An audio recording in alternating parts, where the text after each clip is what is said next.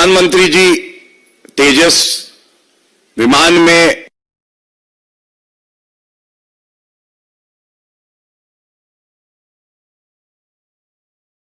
निर्मित जहाज है, और जो लोग आलोचना करते हैं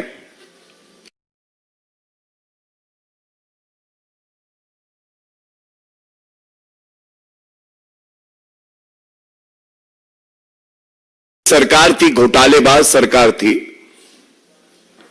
हमारे जवान, हमारी वीर सेना अपने प्राण न्यौछावर करने के लिए तैयार थी, लेकिन प्राण की रक्षा के लिए बुलेट प्रूफ जैकेट मांगती थी। तो गांधी परिवार वीवीआईपी चॉपर खरीदने में लगा था, क्योंकि उनकी कमीशन आनी थी। आज भारत के पास अति आधुनिक लड़ाकू विमान भी है, बुलेट प्रूफ जैकेट भी है, राफेल भी है, अपाचे भी है, चिनूक भी है, S-400 एंटी मिसाइल सिस्टम भी है। और जो कुछ विपक्षी दल हैं, चाहे कांग्रेस हो, टीएमसी हो, मुझे आपने बताया कि उन्होंने कहा कि यह विमान क्रैश हो जाता, तो मैं इतना ही कहूंगा, जिस प्रधानमंत्री को 140 करोड़ भारतीयों की दुआएं हो, आशीर्वाद हो, ये जो हमेशा नकारात्मक राजनीति करने वाले विपक्षी दल और उनके लीडर हैं, ये लोग क्या नुकसान पहुंचाएंगे। भारत आगे बढ़ रहा है और आगे बढ़ता रहेगा। गौरव का पल था गांधी परिवार के, कांग्रेसियों के, टीएमसी के नेताओं के, छाती पे सांप लौट रहे थे। यही सांप इन्हें डसेंगे, इनका जहर ही इनका अंत करेगा, ये बात हमें बिल्कुल पता है। So first of all, it is a proud moment for every Indian that the Prime Minister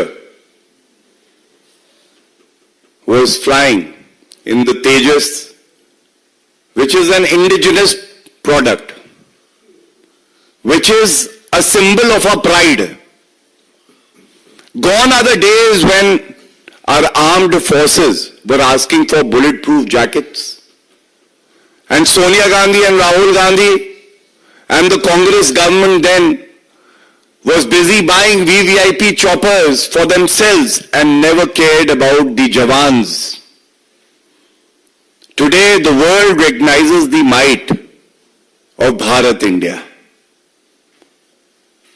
And I must say that a Prime Minister that has the blessings of 140 crore Indians need not worry about certain Congress stooges or TMC stooges or opposition parties that make such irresponsible statements regarding the Prime Minister of the country. It shows the hatred that they have, not just for the Honorable Prime Minister Shri Narendra Modi ji,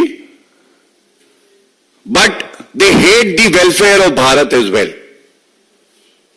Hindi में अगर मैं कहूं, तुष्टीकरण की राजनीति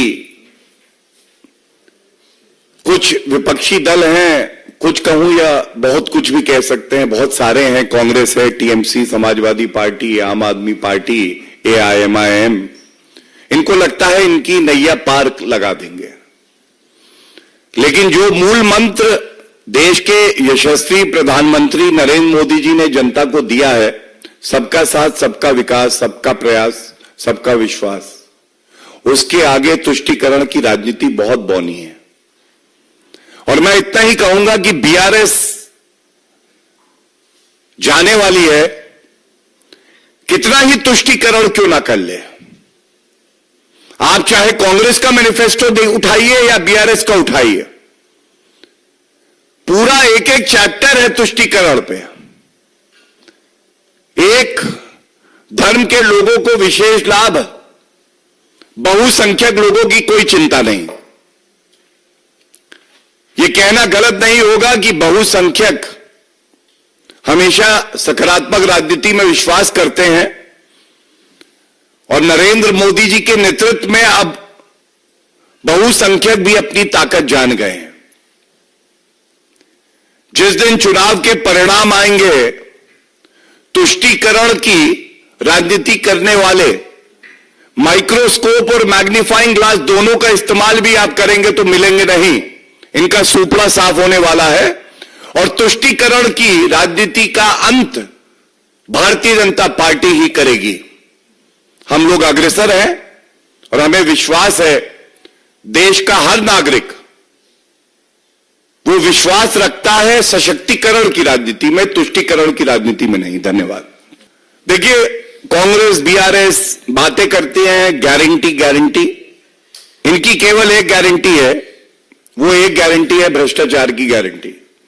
और आपने बहुत अच्छी बात कही, हर राजनीतिक दल जब उसका गठन होता है तो वो शपथ लेता है, शपथ पत्र देता है कि मैं संविधान के प्रति आस्था रखूंगा। चाहे कांग्रेस पार्टी हो, चाहे बीआरएस हो, चाहे एआईएमआईएम हो, इनका संविधान से कोई लेना देना नहीं है। मॉडल कोड ऑफ कॉन्डक्ट का अगर आप एमसीसी कह के पूछेंगे होता क्या है तो ये बता नहीं पाएंगे।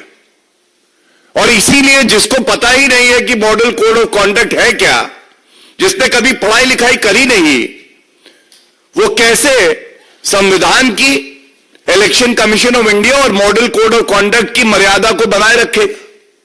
ये लोग लोकतंत्र के हत्यारे हैं और बड़ा गर्व होता है कि एक स्वतंत्र निष्पक्ष election commission of India Bharat में है, जो सजग है, जिसको पता है कि कौन model code of conduct violate कर रहा है और त्वरित और कठोर कार्रवाई ऐसे दलों पे ली जा रही है। ये हमारे लोकतंत्र के लिए शुभ चिन्ह है।